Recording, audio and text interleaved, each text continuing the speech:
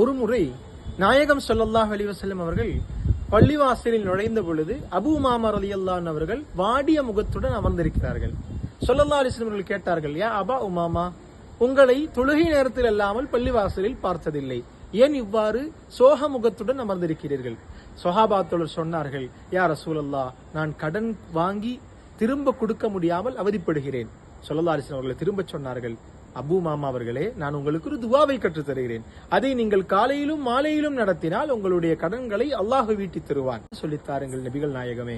ஸல்லல்லாஹு அலைஹி வஸல்லம் அவர்கள் சொல்லித் தந்தார்கள், அல்லாஹும்ம இன்னி அஊது பிக மினல் ஹம்மி வல் ஹஸன் வ அஊது பிக மினல் அஜ்ஸி வல் கஸ்ல் வ அஊது பிக மினல் ஜுப்னி வல் புக்ல் வ அஊது பிக மின் கலபத்தித் தைனி வ கஹ்ரித் திஜால்.